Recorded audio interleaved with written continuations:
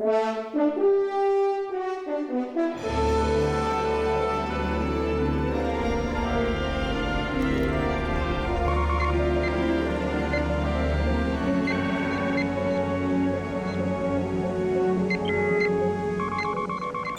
I'm Wil Wheaton. Have you ever wanted to beam aboard the Enterprise D? 20 years ago, it was actually pretty easy to do that. You'd just come here to Stage 9 on the backlot at Paramount Studios in Hollywood. This is where the sets for the transporter room, engineering, sickbay, and the holodeck all lived while we produced the series. Of course, today, there's not a lot of Star Trek left in here, and believe me, I've looked everywhere I can to find it. But the legacy of The Next Generation is still being felt all over the world. And today, I'm going to take you on a remarkable journey to some of the places where the impact of The Next Generation continues to be felt. With apologies to my friend Patrick Stewart, engage.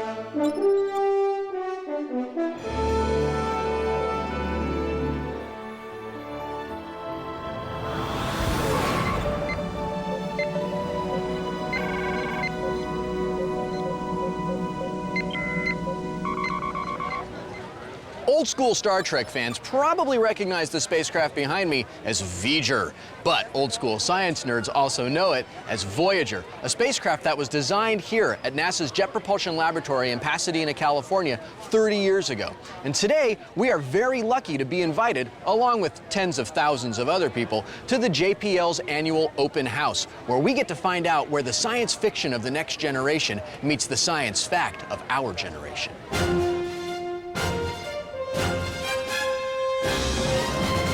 The graphic displays on Next Generation looked really cool, but they didn't actually mean anything.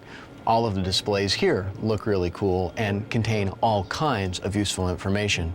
Timelines showing where spacecraft are in relation to their launch dates, telemetry from different spacecraft that are in space right now, and even future launch dates for things like Phoenix, our next mission to Mars. Here we go.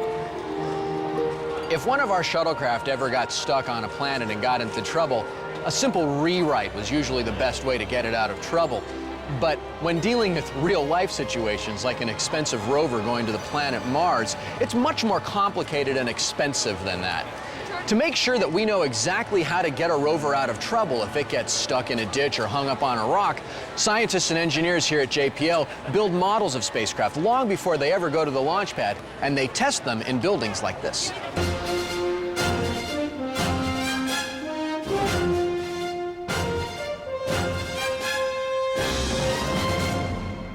I'm standing here with Koji Kuramura, who is a visual effects artist. Koji used to work on Star Trek and now is working for the Jet Propulsion Laboratory. How in the world did you go from designing visual effects for something that's totally made up to designing visual effects for something that is completely real? I got there I used to work at Foundation Imaging, and when we were working there, they had a school running there called Foundation Imaging School, and Zari Gorjan, who runs the visual effects here at JPL, was a student of mine. So I was teaching him how to model foil for the spacecraft. And so when Enterprise ended, when I was working at Eden, I gave him a call, and he said, yeah, we're looking for more people to help here, and I got hired here. And can you tell us a little bit about the project you're working on right now? Right now I'm working on the Phoenix project. It's going to launch between August 3rd and August 7th, I believe, and it's a mission to Mars polar ice cap. And right now I'm building the launch site, so we're going to animate showing it, launching on the launch platform. So when people tune in to NASA TV or whatever their favorite news network is, we're going to be seeing your animation going up. Yes, they'll be seeing that animation of it launching, going into space, and actually landing on Mars.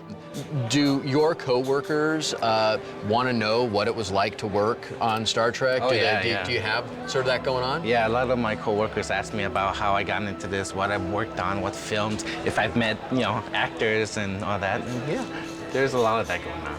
So, Koji, thank you so much, not just for talking to me today, but for being part of Star Trek and being part of Star Trek's legacy. Oh, it's my pleasure. Thank you very much. Right on. This is an infrared image, which for science is very useful when you need to penetrate deep layers of clouds or atmosphere or other things that prevent visible light from getting through to a camera. For us on Next Generation, it was a great way to visually illustrate how Geordi's visor worked. That's right, Geordi only sees in infrared, no matter what he tells us on TV. Some of my favorite science fiction is from the 1930s when blimps were the highest of high tech. You can see these great photographs of artists' conceptions of spacecraft that are actually made out of zeppelins and dirigibles. Behind me in this giant clean room here, the spacecraft assembly facility, you can see a couple of prototypes for a balloon that will explore Venus and a blimp that may explore Saturn's moon Titan. One of our fictional missions on Next Generation was to seek out new life and new civilizations, but they're actually doing that here at JPL. All of the extrasolar planets we can see right now are about the size of Jupiter. In order to find planets that are the same size as Earth and could therefore support life similar to ours on Earth, they need a telescope that's so big the only way to do it is build it in outer space. Behind me, they are testing the technology that will eventually teach robots how to fly in formation to make a telescope the size of a football field.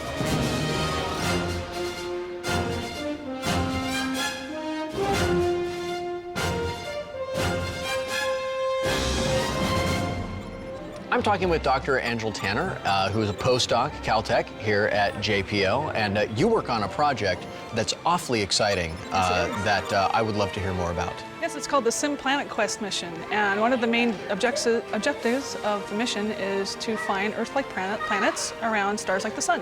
You were responsible for a press release that lets everyone know that we have the technology within our grasp to discover the planet Vulcan. Yes, Gene Roddenberry back in the day actually designated 40 Eridani A as the official star that Vulcan is around. And so I did some math, and sure enough, Sim Planet Quest can detect Vulcan. So if Vulcan were to be there? If it were to be there, yes. We would be able to find it? We can find it.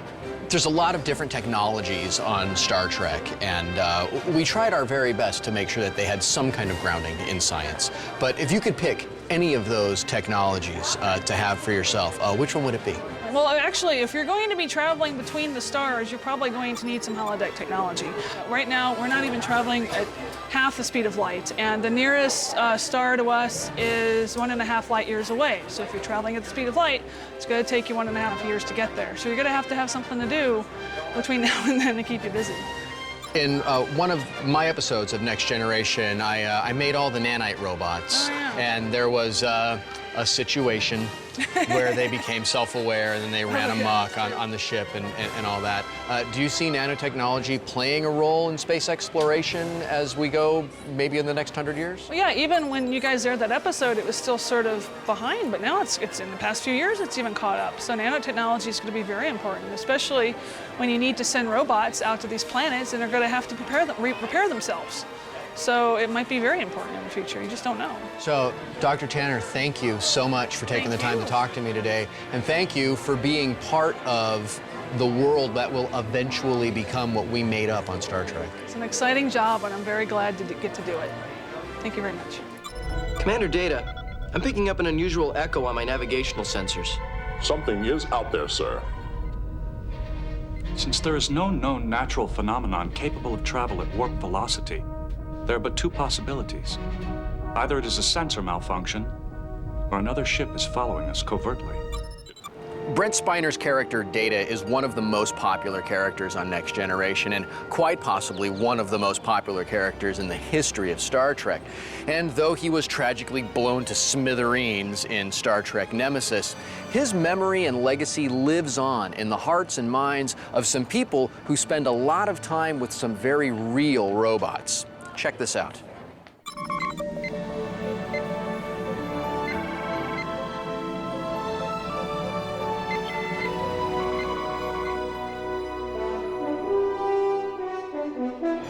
It gives me great pleasure to announce the name of the first of our class of 4 robots that will be inducted into the Robot Hall of Fame this year. A landmark achievement in science fiction from Star Trek: The Next Generation, Lieutenant Commander Data. I think it's safe to say that people who grew up watching all the Star Treks have indeed have gone into scientific fields. And if anything, Star Trek has become a harbinger of the technologies that can be. Data is the beloved android commander created for television by Gene Roddenberry in 1987 and played brilliantly by actor Brent Spiner. We honor Data for his strength and exceptional command of the facts, and for his sustained curiosity about human life and human feelings. His was a character that truly brought philosophic discussion to the modern audience. I mean, there have always been robots that have brought forth the whole issue, the question of, gee, when does a robot cross over into being a sentient being? The biggest impact that Star Trek has had in the young generation is that everything we saw there in the sense of science fiction has now become an expectation. If it doesn't already exist, the generation today views it as a charge that they are, in fact, to make it happen. Well, the Robot Hall of Fame from the very beginning has comprised real-world robots. I mean, the robots that we imagine on the assembly line that we view going into dangerous places, but it also includes fictional robots. And the connection, we believe, is quite natural because many of the roboticists who created the real-world robots were influenced and had their imagination sparked by the fictional robots. Please welcome my Robot Hall of Fame co-director and director of Carnegie Mellon's Robotics Institute, Matt Mason. The way the Robotics Hall of Fame started was that Jim Morris, who was the dean there, was looking for a way to sort of capture interest in robotics and combine the interest that's on the science fiction side along with interest that's in the real engineering of robotics and sort of put it all together and focus it, and it's worked really well. The robots that they select are usually robots that were milestones in research, robots that were the first to show a certain kind of behavior, first ones to be able to embody an idea, some idea that's grown over the years in robotics research. Everybody I know that's interested in robotics, they've got some stories that go back to science fiction. The ideas can be explored without building machines. And and the people that are the best in the world in thinking ahead about the implications of technology, they're writing science fiction novels. So there's a lot of depth there and a lot to be learned, and a lot of that has been borrowed and turned into the real technology that we're seeing today. My name is Jonathan Klein, and my company is Vecna Technologies. Vecna Robotics is the division that makes the Bayer robot. This is the Battlefield Extraction Assist robot. This is a robot that is designed to lift and pick up casualties off of a battlefield, keeping people out of harm's way. The next generation robot, we call the next generation robot, or version 7, where this is version 6, is capable of lifting well over 500 or 600 pounds. So the kinds of scenarios that you see with Commander Data lifting doors open or lifting an I-beam off of someone to rescue them and then pulling them out with the other arm, that's exactly what this robot is capable of doing. I love the fact that Star Trek could show you the model of what the world could be like, the fact that people could be at peace, and the fact that things like robots weren't just military devices. They could have social capabilities, and they could interact with people and help people. And that's essentially why I came to Vecna to help create this robot. What we have here is what we call a remote presence robot, and it enables someone to, from a remote environment, to be able to log in, and they have two-way video and audio communication coupled with mobility. So this gives you a kind of a spontaneous and independent presence in a remote environment. Could you please put the stethoscope up to your heart? Okay. We're using this in a number of different ways, primarily in the medical industry and hospitals, and we're leveraging high-value people like surgeons and specialists and getting them into various environments immediately when they're needed. So, for instance, you might have someone that comes into the emergency department and they have some head trauma or something, and you want a neurologist to evaluate them, then you can get somebody who's on call and immediately he can be at the bedside and do an evaluation.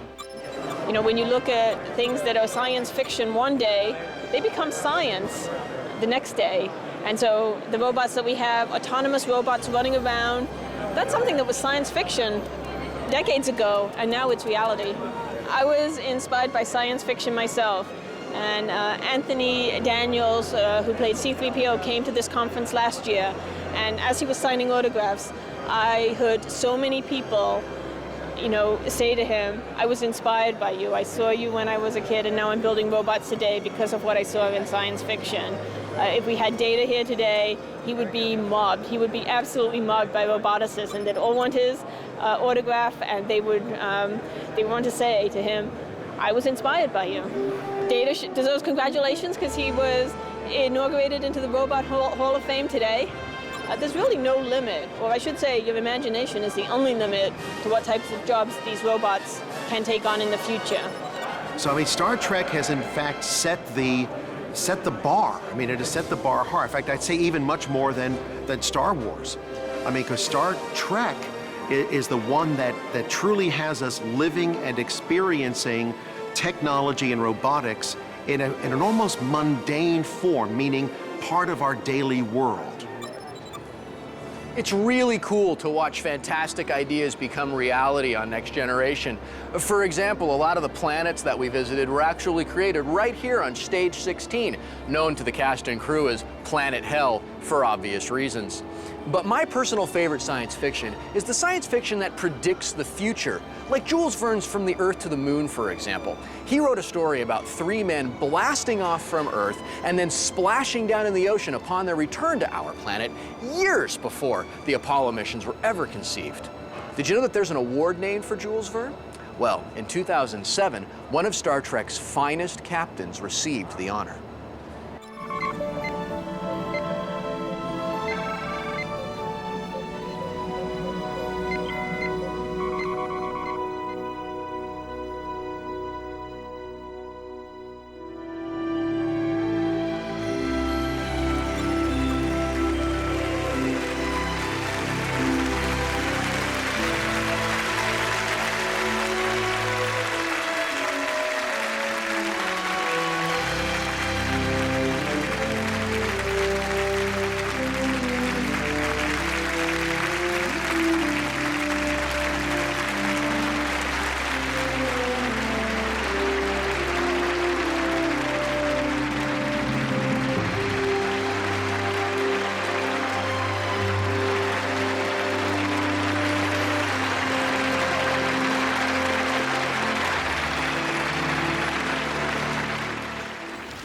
Merci.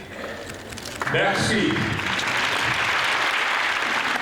The name of Jean-Luc is in fact a tribute to a great French adventurer and explorer. But when people would question me about the French background, I would say, yes, the captain is proud to be French, but what he truly is a man of the world.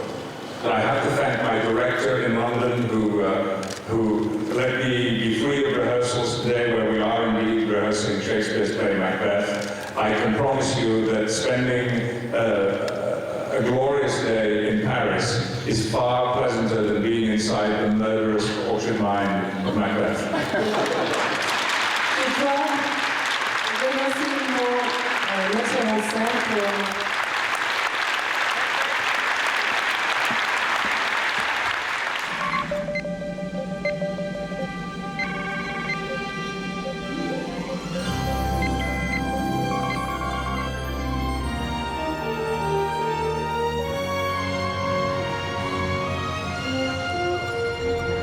Star Trek's legacy can be found everywhere, including right here in the Pacific Northwest, where, until recently, the strangest thing you could see is a guy dressed up in a Bigfoot suit on grainy black and white film. I'm standing in front of the Science Fiction Museum and Hall of Fame, where, in 2007, Gene Roddenberry was inducted. We are in Seattle, Washington, to take a look at some relics from the final frontier and some other things from science fiction that I'm a little nerdy about.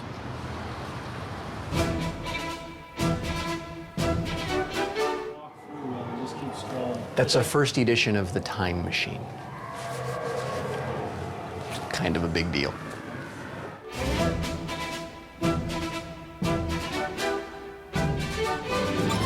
It's not the biggest secret in the world that I am an enormous science fiction fan, and I was one of 2 Star Trek fans to work on Star Trek The Next Generation. LeVar Burton was the other one. So to be right here in the Science Fiction Museum, surrounded by the greater canon of science fiction, and getting to stand 7 feet away from the original series captain's chair is such a big deal to me. It's as big a deal as you think it would be.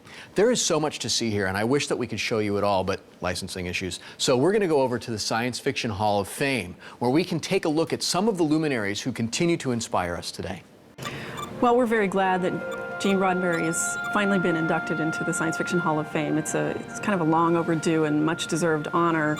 And in fact, ever since the Science Fiction Museum opened, people have been asking us, why isn't he in there? Why isn't he in there? Gene Roddenberry brought science fiction to the world, to the masses. For so many people who are not science fiction nerds like me and Therese, if you say science fiction, they think Star Trek first thing. So Gene Roddenberry is a natural to be in the Hall of Fame, no question. We actually called these the Dust Busters, because that's kind of what they look like.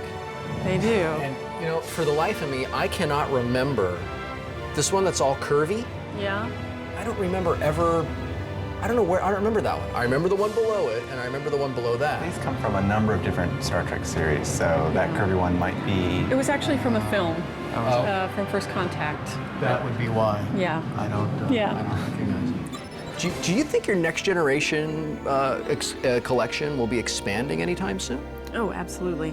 Absolutely. In fact, we have new stuff coming in all the time, and sometimes we change 1 or 2 things out in a case, and sometimes whole exhibits. And just this year, we've acquired a whole bunch of new Next Generation things, and every year, I'd say there's new stuff from that series, because some of it comes onto the auction market, or other collectors grab hold of it and offer it to us. We're always curious when we get props and stuff in the museum, you know, if we get somebody like you in to ask them whether you think that one was really used or not, or was it, do they make extras, for instance? With something like this, they're really, really expensive to make, but they're only meant to be used for, in the case of Locutus, for like maybe 6 days total of filming across the 2 episodes. So I imagine that, like, on the back here, there's probably like bits of glue and things left over. Yeah. The mask of Patrick Stewart's face is new to me. I don't think that we used that in the show. No. Yeah, I think someone made that after the fact. But it really looks like him. Yeah, That's really kind of does. creepy. Isn't it creepy? Fandom and vanished society is an important part of science fiction's history, and we like to show the contributions of fans, what they do, how they make costumes, how they write their own things, how they create websites and internet sites all about science fiction. We want to tell the story of the passion of fans and how science fiction elicits this passion in people unlike any other genre does. Where did the spacesuits come from? Well, those are original series tunics, you know, Kirk and Spock, of course, and... I think they came up in auction. Yeah, they came up in auction, just like Kirk's chair, you know. And of course, my favorite, the self-destruct sequence panel. Right. So you said that Gene Roddenberry was sort of responsible for bringing science fiction to the masses with Star Trek, but you guys are helping preserve the legacy of science fiction for my kids and my grandchildren, and I just think that's awesome. So thank you for taking the time to talk to me today, but thank you for helping keep alive this entire canon that is so important, not just to me, but to, you know, those guys. Well, thank you for coming. Yeah, thanks for coming. We appreciate it. During the Next Generation's 7-year run on television, there were a lot of historical events, but one of our favorites was when the crew got a visit from Scotty, played by James Doohan. I'm Jean-Luc Picard. Welcome aboard the Enterprise, Captain Scott. Thank you, sir, and call me Scotty. In April 2007, Star Trek's beloved engineer made history again, this time in New Mexico. A memorial spaceflight carrying the ashes of James Doohan was launched into the skies at Spaceport America for a brief suborbital flight before returning to Earth.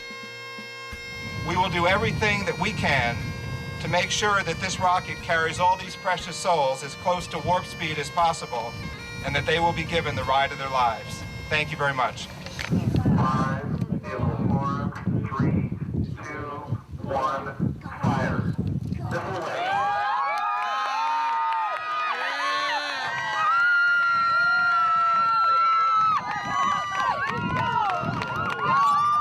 we started production on Star Trek The Next Generation in 1987, we had no idea that we were making something which would still be popular 20 years later. We were just trying to make cool shows that came in on time and hopefully under budget.